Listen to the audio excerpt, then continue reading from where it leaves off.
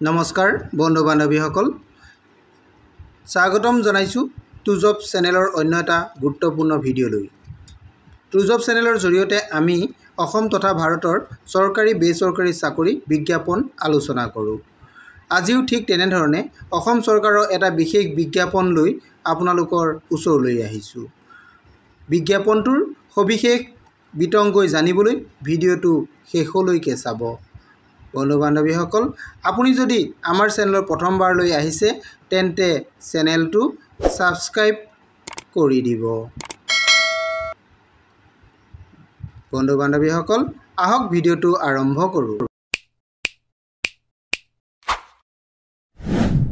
নমস্কাৰ বন্ধু বান্ধৱীসকল, আজি মই এটা বিশেষ বিজ্ঞাপন লৈ আপোনালোকৰ ওচৰলৈ আহিছোঁ। বিজ্ঞাপনটো আপোনালোকে সকলোৱে ভালধৰণে চাব পাৰিব। মই ইয়াত সবিশেষ আপোনালোকক জনাই দিম। বিজ্ঞাপনটো ডাইৰেক্টৰ অফ মেডিকেল এডুকেশ্যনৰ ফালৰ পৰা প্ৰকাশ কৰিছে। এই বিজ্ঞাপনটোত আপোনালোকে কিছুমান গ্ৰেড 3 টেকনিকেল পদ আছে। এই বিজ্ঞাপনটো 2023 চনৰ 20 ফেব্ৰুৱাৰী তাৰিখে প্ৰকাশ কৰিছিল। তেতিয়া এডভাৰটাইজমেণ্ট হৈছিল, তেতিয়া কিছু সংখ্যকে এপ্লাইও কৰিছিল আৰু এতিয়া পুনৰ আকৌ সেই বিজ্ঞাপনটোকে বিভাগৰ ফালৰ পৰা প্ৰকাশ কৰিছে। ইয়াতে কিছুমান টেকনিকেল পদ আছে, এই পদসমূহ পূৰণৰ কাৰণে। আপোনালোকে নিশ্চয় এইটো দেখা পাইছে। 20 ফেব্ৰুৱাৰী 2023 তেতিয়া বিজ্ঞাপনটো প্ৰকাশ কৰিছিল। এতিয়া পুনৰ সেই বিজ্ঞাপনটো কাৰণে এপ্লাই কৰিবৰ কাৰণে আপোনালোকক সুবিধা দিছে ইয়াতে কেণ্ডিডেটবিলাকৰ কাৰণে। আৰু যিসকলে তেতিয়া এপ্লাই কৰিছিল সেইসকলে এতিয়া পুনৰ এপ্লাই কৰিব নালাগে, এই কথাটো ইয়াতে উল্লেখ কৰা আছে। যিসকলে নতুন কেণ্ডিডেট আছে তেওঁলোকেহে ইয়াতে এপ্লাই কৰিব লাগিব। আগত যিসকলে কৰিছে তেওঁলোকে এপ্লাই কৰিব নালাগে।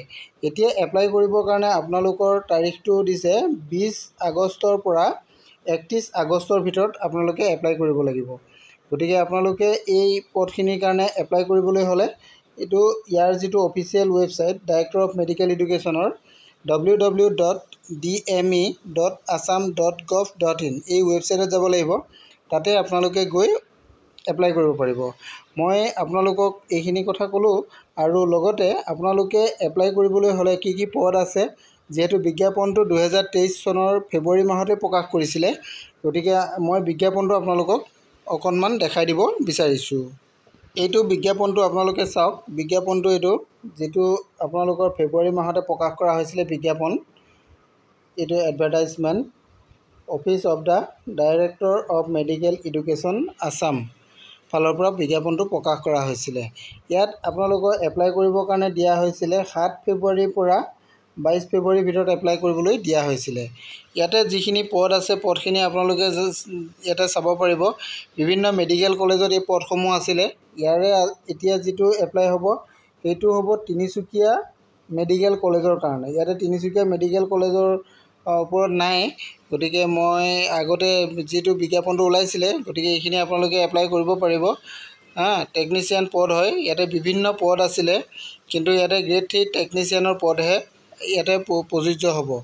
আপোনালোকে ইয়াতে পদসমূহৰ বিষয়ে উল্লেখ আছে, গোটেইখিনি আপোনালোকে চাব পাৰিব। এইটো গ্ৰেড 3 হয়, technical post, grade 3 technical post. আপোনালোকে এইটো নিশ্চয় দেখা পাইছে। এই পদসমূহৰ কাৰণে আপোনালোকৰ মিনিমাম কোৱালিফিকেশ্যন কিমান লাগিব এইটো দিয়া আছে, পে স্কেলটো কিমান হ'ব আৰু গ্ৰেড পে'টো কিমান হ'ব, এইখিনি কথাও আপোনালোকক ইয়াতে দিয়া হৈছে। ষ্টাফ নাৰ্ছ পদ আছে। ষ্টাফ নাৰ্ছৰ পদৰ কাৰণে আপোনালোকৰ এইটো BSc নাৰ্ছিং বা GNM কোৰ্চ পাছ হ'ব লাগিব। দৰমহাটো 14,000 পৰা 60,500 টকা আৰু ইয়াতে গ্ৰেড পে'টো 6,800 টকা। এইখিনি কথা উল্লেখ আছে। ড্ৰেছাৰ পদ আছে, লেবৰেটৰী টেকনিচিয়ান আছে, অকুপেশ্যনেল টেকনিচিয়ান আছে। তেনেধৰণে আপোনালোকৰ গোটেই পদখিনি আছে। মই গোটেই পদখিনি দেখাবলৈ আপোনালোকক অসুবিধা হ'ব ইয়াতে, কাৰণ কেলৈ বহুতখিনি পদ আছে। মই এইখিনি আপোনালোকক বিজ্ঞাপনটো আপোনালোকে অফিচিয়েল ৱেবছাইটতো পাই যাব, নহ'লে আপোনালোকে মোৰ ভিডিঅ' শেষত কমেণ্ট কৰি দিব, মই আপোনালোকক বিজ্ঞাপনটো দিবলৈ চেষ্টা কৰিম। আপোনালোকে নিশ্চয় বিজ্ঞাপনটো দেখা পাইছেই। ইয়াতে বহুতখিনি পদ আছে। এই পদসমূহ আপোনালোকে এপ্লাই কৰিব পাৰিব। আপোনালোকে অনলাইন আবেদন কৰিব লাগিব। ইয়াতে বয়সৰ সীমাৰ কথাটো উল্লেখ আছে। আপোনালোকৰ বয়সৰ সীমাৰ কথাটো উল্লেখ আছে, আপোনালোকে বয়সৰ সীমাৰ কথাটো চাব পাৰিব। ইয়াতে এইটো বয়সৰ সীমাৰ কথাও আছে।